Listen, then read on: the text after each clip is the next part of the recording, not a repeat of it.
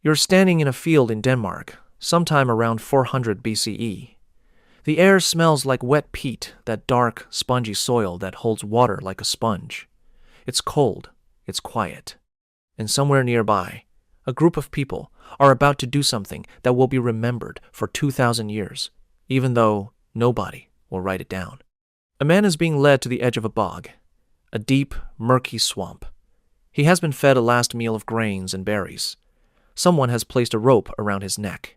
He is calm, or maybe he is terrified, but either way, he does not run. And when it is over, the bog will swallow him whole, preserve his body like a photograph, and hold him there until a farmer's shovel finds him in 1950. His name, we will never know. What he did to end up here, that is the question that changes everything. And that's the question we're about to answer. Subscribe to The Buried Layer so you never miss one. Most people assume that justice, real, organized punishment for breaking rules, started when humans invented writing. We picture ancient law as something formal, something carved into stone tablets. And yes, famous early law codes like the Code of Hammurabi, written in ancient Babylon around 1754 BCE, did exactly that. They carved punishments into stone for everyone to see. An eye for an eye. A tooth for a tooth. That phrase? It's real, and it comes from that code. But here's the thing that researchers keep finding. Organized punishment began thousands of years before anyone could write a single word. Human communities were enforcing rules long before cities, long before kings, long before any government existed at all. How do we know this? We know because of what they left behind in the ground, in the bones, in the bogs. Anthropologist, someone who studies human cultures across time, Christopher Baim spent decades studying this question. In his 2012 book, Moral Origins, he argued that prehistoric hunter-gatherer groups, small bands of people who lived by hunting animals and gathering wild plants, maintained surprisingly complex systems of social control. They had rules, they enforced them, and people who broke those rules faced real consequences. Boehm's research suggests that communities as early as 250,000 years ago may have practiced forms of social punishment, including exclusion, which in a world where survival depended on the group, was essentially a death sentence. Before we get to the violent stuff, it's worth understanding the most common punishment ancient humans used, one that left no physical mark at all: ostracism. That word means being deliberately cut off from your group. In ancient Athens, Greece, around 508 BCE, they made it official. Citizens could vote to exile someone from the city for 10 years with no trial. Archaeologists have actually dug up pottery shards, broken pieces of clay, with names scratched into them. These were the ballots. People wrote the name of whoever they wanted gone. Researcher Josiah Ober, a professor at Stanford University, has studied these shards closely, and they show us something fascinating. Ostracism wasn't reserved for criminals. Sometimes it was used against people who simply had too much power or who made others uncomfortable. The punishment wasn't always about breaking a rule. Sometimes it was about threatening the balance of the group. But here's where it gets unsettling. In smaller prehistoric communities, before cities and votes existed, ostracism was far crueler. Being thrown out of your group in the Ice Age didn't mean you had to leave town. It meant you would probably starve, freeze, or be killed by predators within weeks.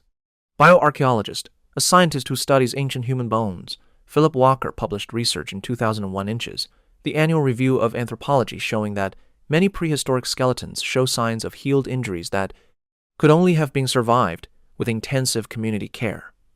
This tells us the group chose, consciously, who deserved care and who did not.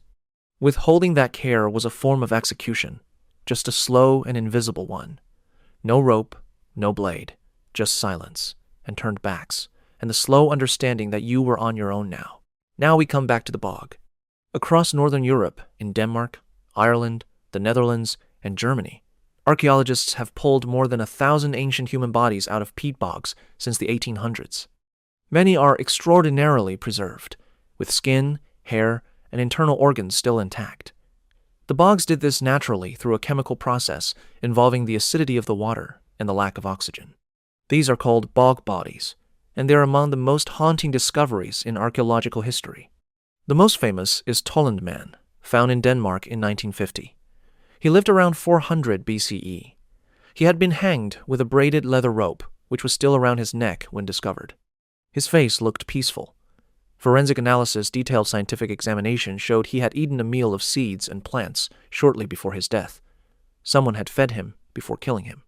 This is not random murder. This is ritual. This is ceremony. This is punishment. Researcher P.V. Glob studied Tolenman extensively, publishing his findings in the 1969 book The Bog People, which became a classic of archaeological literature. Glob believed, along with many researchers since, that bog body deaths were often connected to religious ritual, sacrifice, or punishment for specific violations against the community's laws or gods. More recent researchers, including archaeologist Karen Sanders, have emphasized that the line between religious sacrifice and legal execution in ancient societies was often non-existent. The punishment was the ritual. Breaking a rule was seen as an offense against the universe itself, not just against other people. Think about what that means. In a world where the gods controlled the harvest, the rain, and the health of your children, a person who broke the community's rules wasn't just hurting other people. They were putting everyone at risk. They were angering forces that could destroy the entire group. Punishing them wasn't cruelty. It was, in the minds of the people doing it, an act of protection. A necessary thing. A thing that had to be done correctly, completely, and in the right way, or it wouldn't work. But here's where it gets unsettling again. Several bog bodies show evidence of what researchers call overkill. Lindoman, found in England in 1984, had been hit on the head, had his throat cut, and was strangled all at once, or nearly so. Forensic anthropologist Don Brothwell analyzed his remains and concluded this was almost certainly intentional and deliberate. Multiple methods of death used together suggest these weren't accidents or simple executions. They suggest a community that believed the manner of death carried, meaning that doing it in a specific, layered way was necessary for the punishment to work in a spiritual sense. As societies grew larger, punishment became more structured and more visible. The point shifted from correction or spiritual balance to something else: demonstration, making an example, frightening others into following the rules. In ancient Rome, certain crimes were punished in public arenas. This wasn't just cruelty for its own sake, though it was certainly cruel. Roman legal scholar and historian Ian Thomas, writing in the late 20th century, documented how Roman law was deeply connected to public display. Punishment was a performance meant to communicate the power of Roman order to everyone watching. In ancient China, under the Qin dynasty, around 221 BCE, legal codes were displayed publicly on wooden boards. Historian Robin Yates of McGill University has studied these legal texts, recovered from tombs and archaeological digs, and found that punishments were carefully graduated, meaning different crimes received different levels of consequence, from fines all the way up to execution.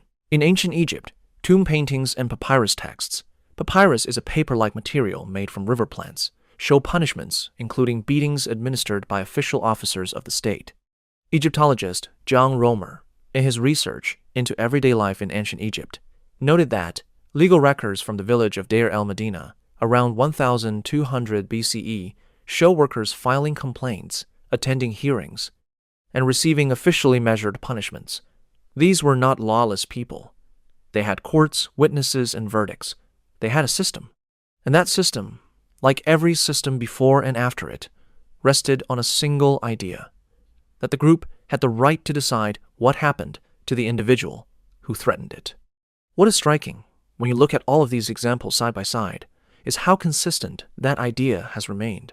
From a prehistoric group turning their backs on a rule breaker in the Ice Age, to an Athenian citizen scratching a name onto a pottery shard, to a Roman crowd watching punishment in an arena, the core logic never changed. You belong to us. You broke something. Now we decide what happens next. Here is what all of this tells us, and why it matters today far more than most history teachers will admit. Punishment has never really been just about stopping bad behavior. From the moment early humans started living in groups, which is to say, from the very beginning of what we call human society, punishment has served a second function that we rarely discuss honestly.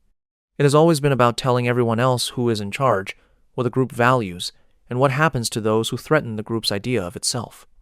The bog bodies weren't just executions. They were messages pressed into the earth, Roman public punishment wasn't just justice, it was theater. Egyptian court records weren't just legal documents. They were proof that order existed and would be defended. And here is the part that should make us think carefully today.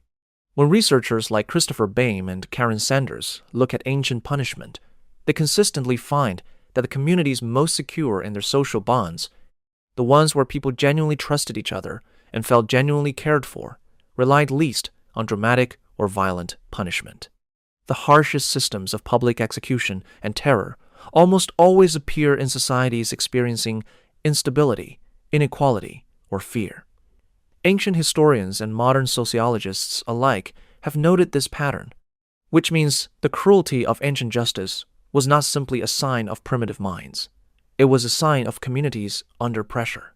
And every time we look at our own justice systems today, who gets punished, how harshly, how publicly, and for what kinds of crimes, we are looking at the same ancient mirror. The bog is still out there. The question is whether we are still feeding people one last meal before leading them to the edge, and telling ourselves it is necessary and right and just.